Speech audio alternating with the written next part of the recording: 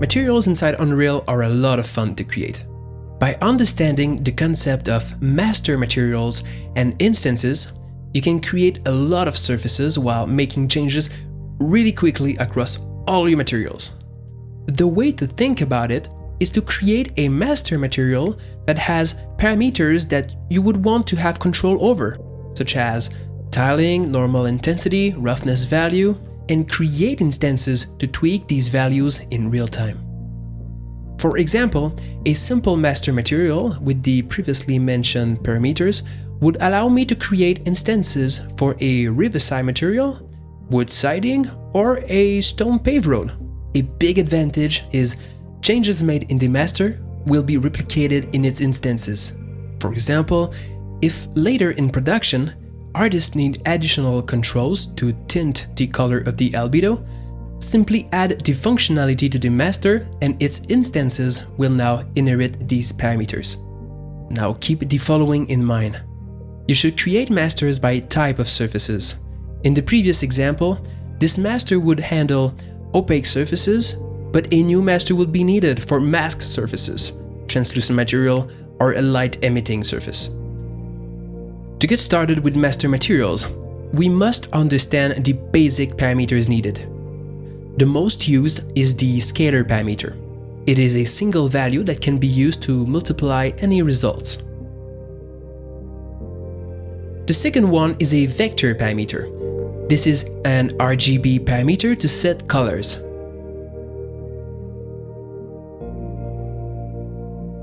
The last one is a texture sample that, when converted to a parameter, will allow you to change input maps for other textures.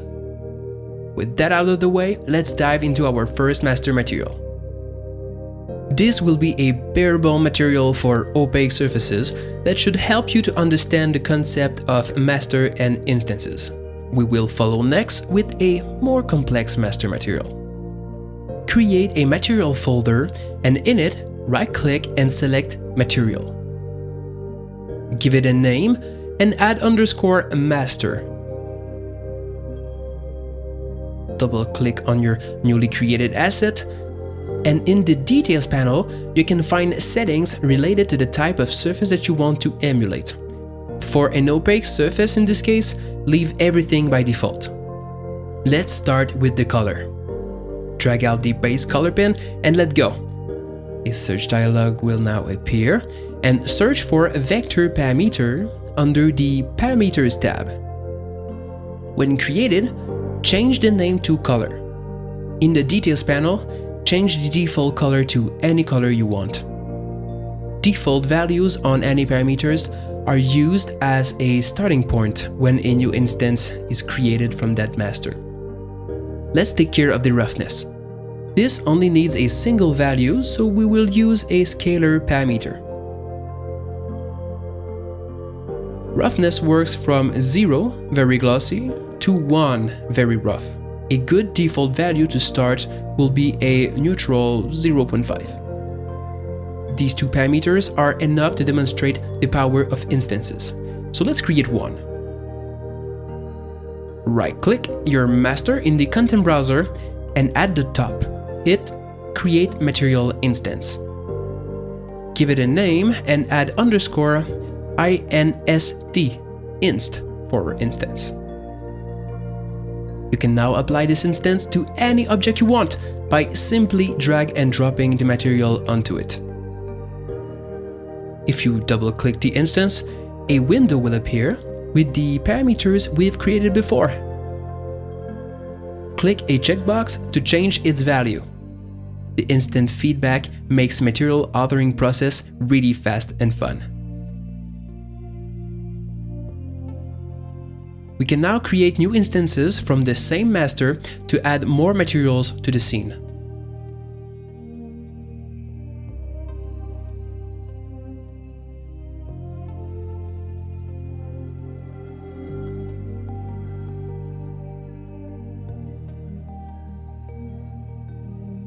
Here's the trick. Hit Shift-S to select all BSP faces. This will help you to apply materials faster to your scene. Now it's time to move on to a slightly more complex master material. But first, let's get ourselves some textures to work with. Textures.com offers great quality maps, a good starter for our material. For this master, we will need a color map, a roughness map, and a normal map.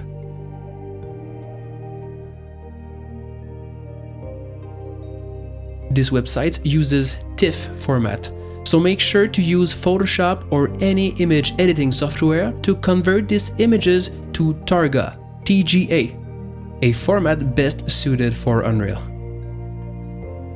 When ready, create a texture folder in the content browser and drag and drop your textures in here.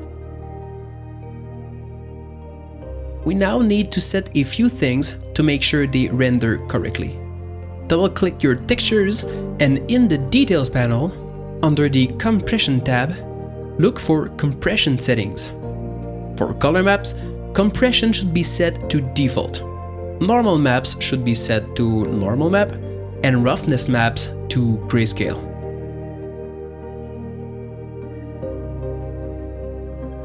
Here I create a new master, but you could still use the same master we've created before. With your material open, drag your textures into the material editor. Note that the sole purpose of putting textures in our masters is only to create a parameter to use in our instance. The texture itself is not important. Let's start with hooking the RGB pin of your textures with the corresponding pin of our shader. Notice I only use the red channel of our roughness map. This is a habit of mine to avoid shading errors when creating more advanced shader, but the RGB pin would still work just fine here. An additional step is required to be able to change the textures in instances, converting these texture samples to parameters. To do this, right-click your texture sample and hit Convert to Parameter. There now should be param2d under the name. This confirms that your texture is now a parameter. You can now change the name according to the type of texture needed for that pin, and do the same thing for the other texture samples. Time to create an instance from that master. Pro tip: hit the browse button at the top left or Ctrl+B to reveal your asset in the content browser. I plan to make a brick material, so I name it accordingly. With the instance applied to an object, I open it and it is now possible to change those textures to create a whole new surface. Let's go back in our master to improve it with more controls. Starting with the color, I'd like to implement a way to tint the albedo map. You can cut your wire while holding Alt and clicking a pin. Right-click in your graph to search for a multiply node.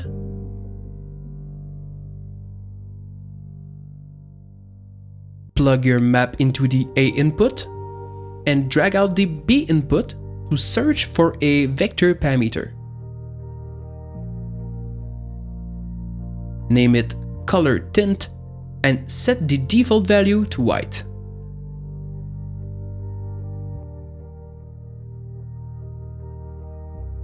Grab the output of your multiply and plug it in the base color. Voila! Keep your graph in order by selecting those nodes and hit the C key to group them. It will help you when creating more advanced shaders. Moving on to roughness. We will implement controls similar to a level operation in Photoshop. Search for linear interpolation or LERP. Plug the RGB, or the red channel in this case, in the alpha of your LERP. The LERP output can already be plugged in the roughness slot, and grab the A input of your LERP and call in a scalar parameter. This will be our minimum roughness value, which should be set to 0. Do the same for the B input, but that parameter will be the maximum value, which should be set to 1.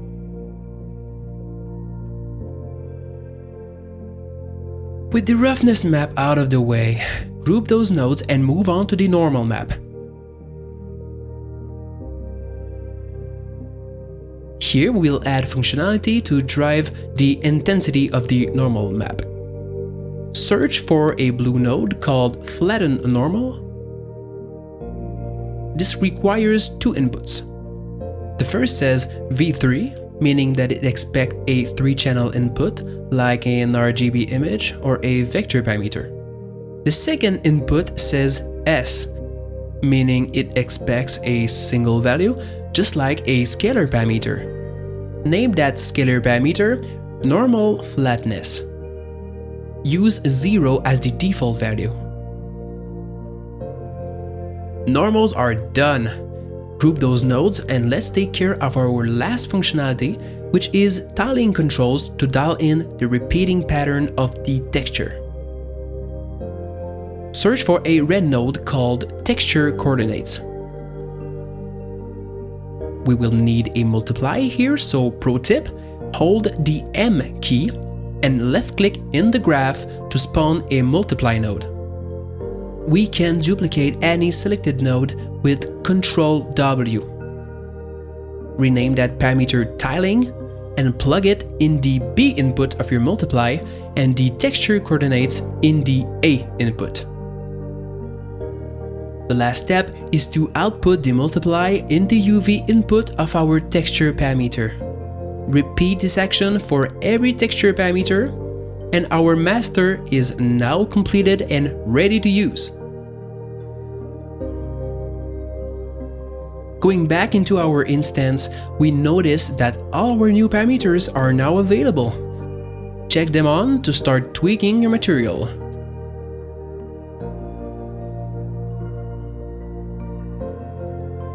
We could now start a new material by creating a new instance from our master.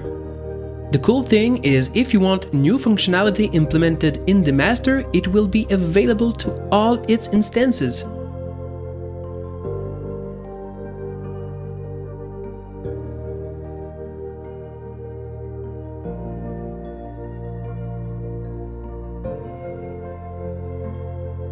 It is also possible to create an instance from an instance. That way, changes made on the parent of that instance will be replicated on its children. Master materials and instances take some time to be properly understood. With time and experimentation, you will surely be able to quickly create new stunning materials from scratch. With that being said, go with it and have fun.